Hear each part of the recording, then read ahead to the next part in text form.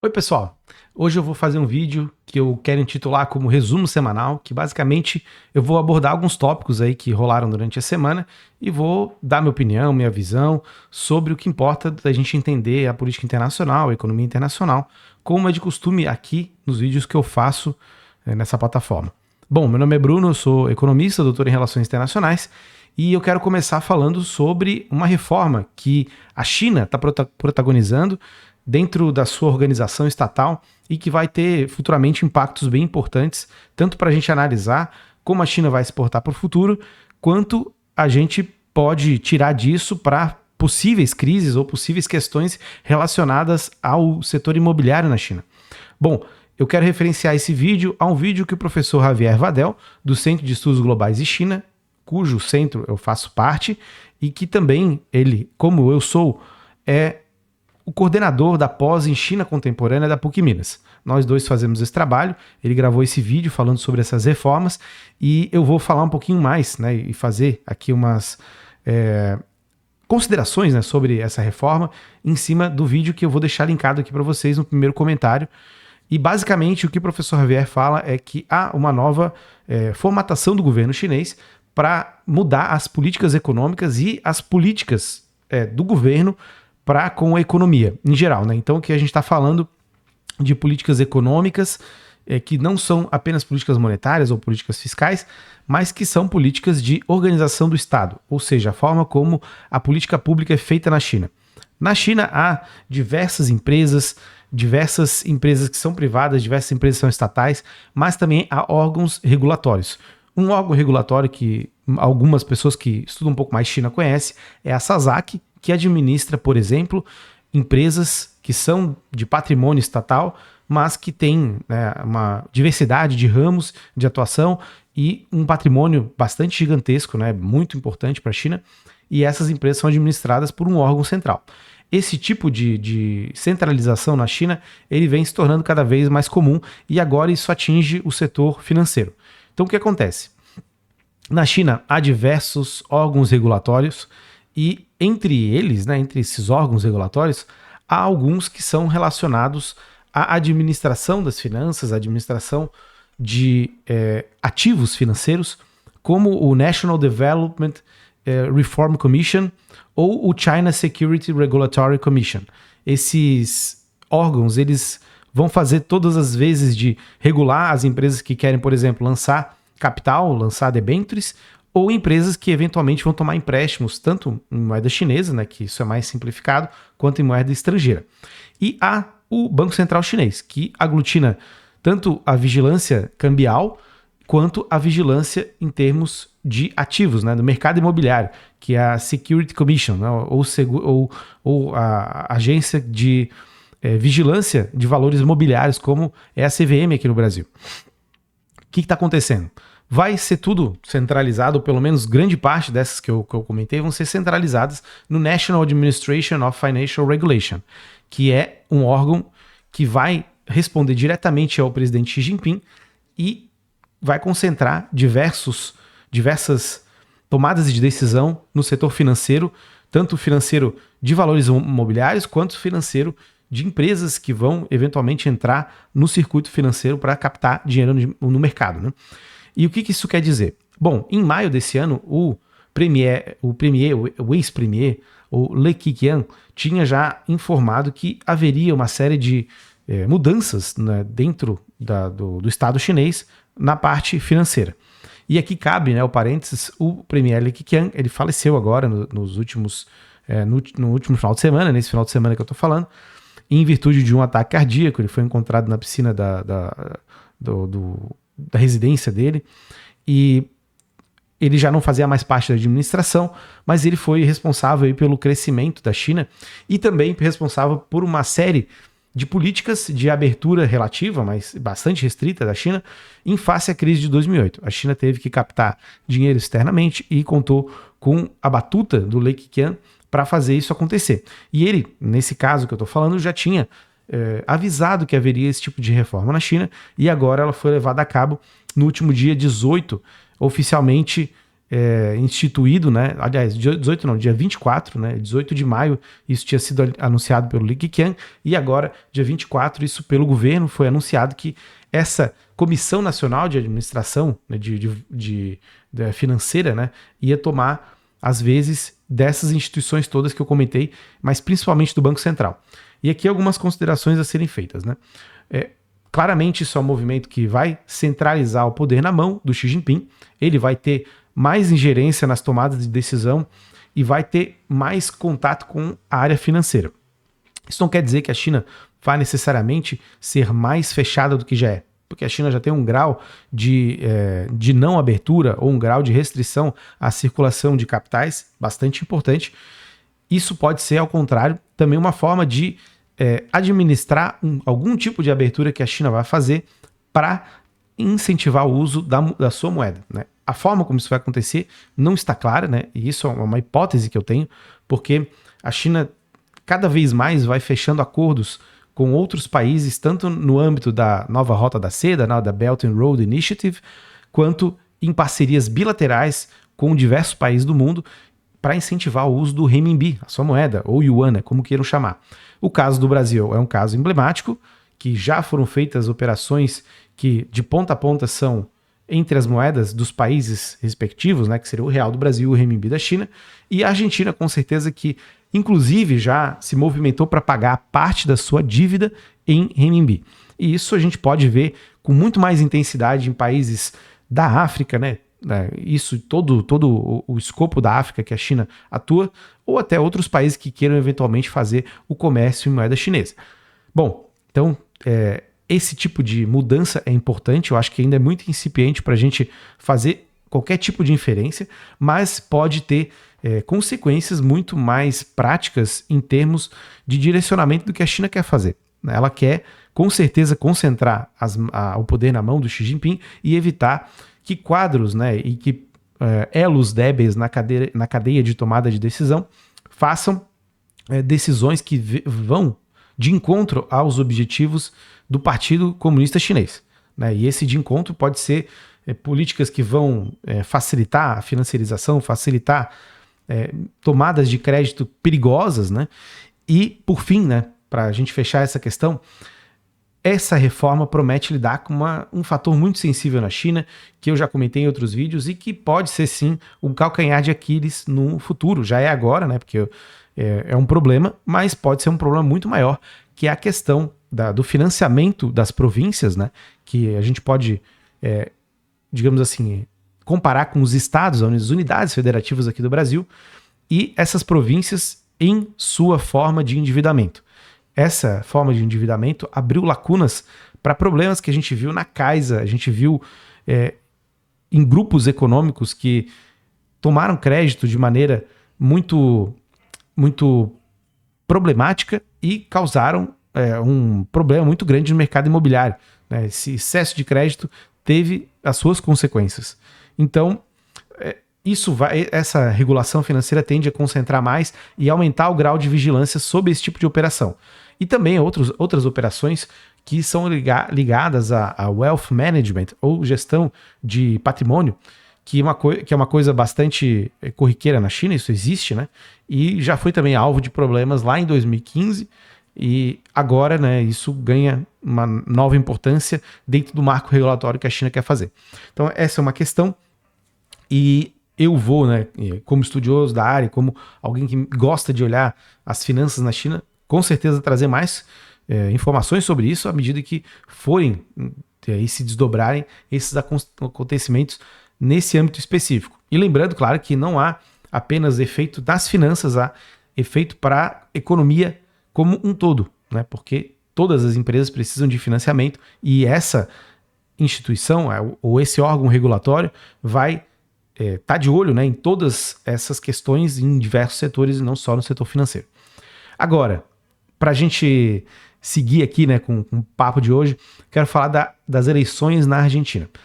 Aconteceram agora, né, e os 3 primeiros colocados, né, foram o Massa, né, o Sérgio Massa, o Javier Milei e a Bullrich, né, que era a candidata que a gente pode colocar ali como direita mais soft, mais tranquila, e ficou em primeiro lugar o Massa, depois o Javier Milei, e em seguida a Burrit, né, com uma boa quantidade de votos, e se esperava, né, que ela sinalizasse logo o seu apoio. Ela não fez isso, ela demorou um pouco para sinalizar, e depois de algum tempo ela daí se manifestou concretamente apoiando o Milei, porque ela é anti-massa, é anti-kirchnerismo, é anti tudo o que havia acontecido na Argentina, e que para ela era completamente fora de propósito apoiar, mesmo com críticas, né, que ela fez ao longo da sua campanha ao Javier Milei e todas as suas pataquadas. Agora, o que está colocado, né? O Massa ganhou, né, com uma porcentagem na casa dos 36%, depois Javier Milei, depois a Burrit, e a gente pode esperar, sim, que muitos votos da Burrit vão para o Javier Milei, logicamente, porque há muitos críticos do kirchnerismo e muitos críticos do peronismo e toda essa corrente política que está apoiando o candidato, né, da situação, candidato esse que é o ministro das Finanças da Argentina. E, por outro lado, né, muita gente também não vai votar no Javier Milei, mesmo com críticas ao Sérgio Massa, né, e a tudo que ele representa, pelo fato de que o Javier Milei ele bate, né, à beira da loucura, assim, né, ele flerta com um abismo e truca para ver se realmente ele vai cair se ele ficar muito pertinho do abismo. E só que assim, fazer isso a nível pessoal é tranquilo, né? Ser um crítico do governo é tranquilo. O problema é quando isso vai extravasar para política, para administrar um país do tamanho da Argentina com a complexidade de problemas que a Argentina tem. Então, o que a gente está vendo aí é uma nova etapa da corrida eleitoral, em que o Javier Milei, que estava na ponta das pesquisas, perdeu lugar para o Sérgio Massa, e agora fica um ponto de interrogação para saber como que esses votos da Burrit vão ser alocados, né? E quem vai de fato ganhar essa eleição. E aqui eu só queria destacar a seguinte questão: o problema da Argentina, da inflação, é seríssimo. A gente não pode pensar que uma inflação de 114% no período de setembro a setembro, né, de 2022 a 2023 é algo minimamente razoável. Né? Não dá para pensar. A gente passa por uma crise importante e muito disso sim é culpa de quem está no governo agora. Mas a solução para a Argentina, ela não vai se dar com as propostas que o Milei colocou e nem com uma virada à extrema-direita como ele se propõe a fazer. E daí se aderindo ao que aconteceu aqui no Brasil, né, e tentando fazer que o resultado seja da mesma forma que aconteceu aqui, e essa extrema-direita no mundo, que ataca pautas muito complexas, né, que ataca pautas que são tidas como progressistas e daí faz políticas econômicas esdrúxulas. O Brasil sofreu muito, né, de 2018 a 2022 e teve Covid no meio, teve um monte de problema, e a Argentina também pode passar por isso caso eleja o Javier Milei. A proposta dele, né, e também foi tema de vídeo aqui no canal, de dolarização, ela é um fracasso anunciado, né, que não vai funcionar, pode até funcionar no início, mas vai ter os mesmos problemas e agravar os problemas que a Argentina já tem há muito tempo, que é desindustrialização, baixa qualidade de emprego, né, ou os empregos de alta complexidade, os empregos de renda média maior, que são esvaziados, e uma dívida externa gigantesca. E tudo isso, claro, com crescentes níveis de desigualdade social e de empobrecimento da população, porque à medida que o tempo passa, né, a falta desse dinamismo econômico vai jogando as pessoas na pobreza, vai jogando as pessoas na carestia econômica, como aconteceu na Argentina no período que foi do início dos anos 90 até praticamente os anos 2000, em que o Menem, né, foi presidente e o plano Cabajo e a lei, né, de conversibilidade vigoraram lá e trouxeram uma série de problemas. De novo, fiz o vídeo aqui no canal, vão lá conferir. É um vídeo bacana, importante, para entender o que aconteceu lá. Eu discuto um pouco melhor isso. E assim, o quadro na Argentina é esse. Eu acho que não há da elite econômica, né, não há uma adesão massiva, como houve aqui no Brasil, à candidatura de extrema-direita. Há uma divisão grande e importante, né, até porque o peronismo, né, é muito forte na Argentina. Ele é uma organização política, um movimento político que ele é transversal, ele vai da esquerda à direita e ele tem muitos adeptos, inclusive dentro da elite econômica, da burguesia. E o Javier Milei, com essas propostas de dolarização enfim, tudo que ele estava colocando em termos de liberalização da economia da Argentina para promover prosperidade, colocou muito medo, né, nas elites econômicas e, obviamente, colocou muito medo nas classes média e baixa da população, porque todo mundo tem uma memória do que aconteceu na Argentina e não é uma boa memória, apesar da crise que está acontecendo hoje ser horrível, ser muito ruim. Mas, claro, né, eu vou, na medida do possível, trazer mais informações aqui e discutir esses temas da Argentina. E se quiserem alguma coisa mais específica sobre a economia da Argentina também, posso fazer um vídeo. Mas por hora é isso, né, para a gente entender o que está acontecendo lá. E agora eu quero falar, né, e a última temática aqui, sobre a questão da guerra entre Rússia e Ucrânia, né, e depois sobre o que está acontecendo entre Israel e Palestina, né, ou Hamas e Israel.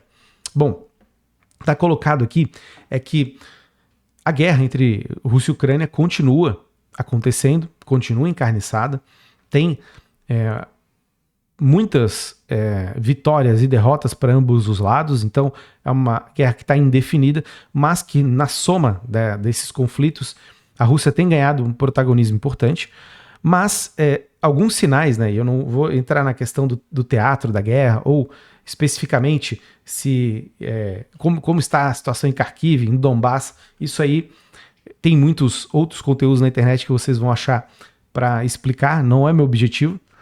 Eu quero falar sobre um sinal muito importante que a gente identifica quando a gente vai ver se um conflito está ganhando ou não interesse e notoriedade internacionais. Quando estourou, no dia 7 de outubro, o ataque terrorista do Hamas a Israel, a atenção internacional se voltou toda para esse conflito, que ele é histórico, ele tem décadas que ele acontece.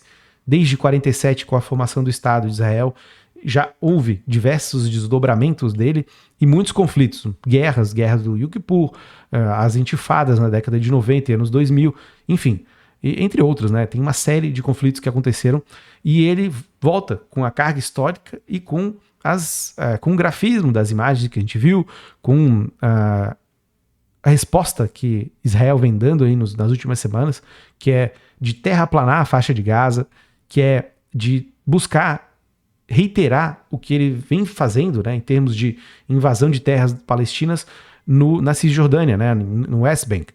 Enfim, daí ganha toda uma discussão internacional. Realmente, isso e essa questão da Palestina, ela tem um apelo muito grande e isso esconde a Ucrânia, isso esconde o conflito entre Rússia e Ucrânia. E aí, notícias como mísseis, né, ou pelo menos arsenais bélicos que iam ser destinados à Ucrânia sendo destinados a Israel, isso já é um sinal de alerta importante para a gente ver alguma mudança, né, no que pode acontecer na guerra. E outro é algumas notícias vinculando a Ucrânia à corrupção, ou o dinheiro, os recursos enviados pelos Estados Unidos que foram para a Ucrânia para ajudar no esforço de guerra contra a Rússia, sendo agora alvo de escrutínio internacional para que se entenda se houve desvio desse dinheiro, se gente enriqueceu em meio à guerra, e colocando daí a Ucrânia como um país falido, como um país que faz a corrupção como uma arma de gestão pública, e isso na guerra também. Enfim, o que eu quero chamar atenção sobre esse tipo de mudança de narrativa, de foco, é que assim, todo mundo sabe que sempre houve corrupção na Ucrânia, todo mundo sabe, né, e pelo menos quem entende um pouquinho da política internacional, sabe o que compõe o exército da Ucrânia, quais são os tipos de quadros que tem lá, né, quais são as forças, né, que tem um forte viés, digamos assim, nazista mesmo, né? Todo mundo sabe disso, que se acompanhava, né, desde 2014, entende o que acontece lá, quais são os movimentos que compõem e até agora lutaram contra a Rússia na guerra. Só que a mudança de narrativa internacional tira o foco, né, daquele país que estava se colocando contra um agressor externo que queria suas terras, para um país agora que é corrupto, um país que não tem capacidade de gerir o seu próprio esforço de guerra. O que isso significa? Que se o país não é capaz de fazer boa gestão e pela corrupção está perdendo, né, cria-se já um motivo para essa derrota, né, que não tem necessariamente a ver com o poder da Rússia, né, porque a Rússia já foi estigmatizada como problemática em seu esforço de guerra, já que não conseguiu vencer em 3 ou 4 meses. Isso daí já está colocado. Daí cria-se essa justificativa de que, por causa da corrupção, não foi possível combater, né, com todo o esforço internacional de ajuda, combater a Rússia, né, e por fim a guerra, expulsar ela do território ucraniano. E além do mais, abre-se brecha para tutelagem, né, que já existe, logicamente, mas a tutelagem que vai colocar na mesa, possivelmente, Rússia e Ucrânia, ou pelo menos que se coloque na frente, né, dos problemas da Ucrânia, alguém que vá efetivamente mostrar que o Zelensky ele é um fantoche, né, que ele não consegue ter agência própria, já que ele endossa a corrupção, já que dentro dos quadros do governo há muitas pessoas corruptas. E a guerra, efetivamente, como é um custo, né, ela não pode continuar sendo um custo com um grande vazamento, né, e que vai drenando os recursos de quem está enviando dinheiro. E para impedir isso, precisa alguém tá na sala, um adulto na sala, e que a guerra acabe efetivamente, ou pelo menos que tenha uma cessação das agressões, e essas agressões mais pesadas que drenam recursos, porque precisam de artilharia, precisam de gente, armas, tanques, enfim. Então, assim, na minha visão, né, e pelo que esse tipo de narrativa coloca, a gente pode estar vendo algo perto, né, de um caminho para que esse conflito ele ou caia no esquecimento completo ou ele efetivamente termine. Não acho que vá haver um esforço de paz como deveria ser, como a Rand Corporation, né, que é dos Estados Unidos, apregoa, mas esse direcionamento, né, de fazer mais tutelagem à Ucrânia e de alguma forma tentar diminuir o conflito e fazer com que esse conflito fique muito restrito a algumas regiões e não exija tantos recursos, pode ser um caminho bastante factível, né, que não vai dar a vitória à Rússia, ao mesmo tempo também não vai exigir muito esforço dos países que vêm apoiando até agora. É um fim da guerra sem um fim. Isso pode acontecer, isso pode estar no horizonte para a gente observar o final, né, desse conflito e dessas agressões todas. Bom, e em relação ao que está acontecendo lá em Israel, né, para a gente finalizar mesmo, eu destaco que é uma questão que é de suma importância. O nível, né, de agressão que Israel está impondo à Palestina, ele vai muito além do aceitável.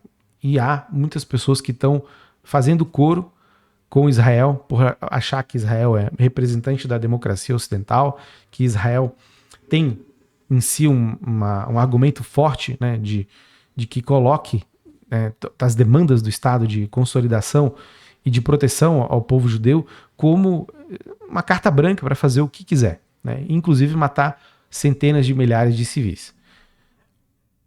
A crítica internacional ela está sendo pesada, a gente vê manifestações no mundo inteiro, e mesmo assim os Estados Unidos apoiando, né, e o Biden falando que há mortos fake, né, nos vídeos que são publicizados aí nas redes sociais. Enfim, uma guerra de narrativas, uma guerra de opiniões, mas que o que a gente sabe, né, e o que vem acontecendo há muitos anos e não começou agora, é que sistematicamente Israel ele vai contra os direitos humanos, ele mata os palestinos, e agora com uma intensidade gigantesca. A terraplanagem que está sendo feita na faixa de Gaza é algo absurdo. A gente vê imagens na internet e fica estarrecido, né? E o imperativo, né, que deve guiar a gente na análise dessas coisas tem que ser também moral. Obviamente que o terrorismo praticado pelo Hamas é abjeto e a gente deve sempre condenar isso. Mas o que Israel está fazendo é ir contra, né, o que todos que defendem Israel acham que Israel está fazendo, que é defender a civilização contra a barbárie. O que Israel está fazendo é a barbárie. Ele está combatendo a barbárie com muito mais barbárie, com mortes despropositadas, com bombardeios gigantescos.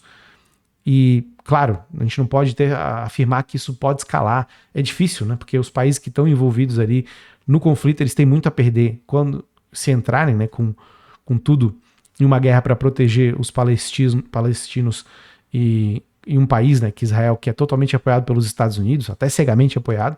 Então é difícil a gente ver escalar.